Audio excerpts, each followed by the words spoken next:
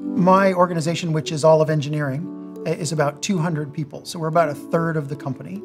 At previous companies I worked at, we've also tried to increase the diversity of the workforce, and it just hasn't worked. We've tried a variety of programs, and every one of them ends up in the same thing. We hire a few people, but we don't fundamentally change the equation in the company. So TalentPath is a program that directly connects diverse talent to tech companies who are trying to hire. It takes folks who don't know that they can work in tech, it empowers them and invests in them to give them the skills they need, and then it connects them directly to a company who wants to hire. I knew I was doing coding as a hobby, but no one ever said you can actually get a job in coding, especially coming from like a Hispanic background. Everyone expects you to be a lawyer, a doctor, a nurse.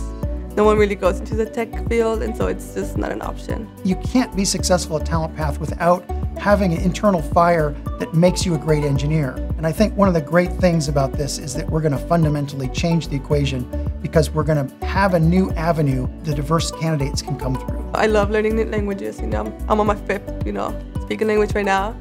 So when I took coding, I was like, oh, it's a new language, And then when we did our final project, I was like, I built something with the language.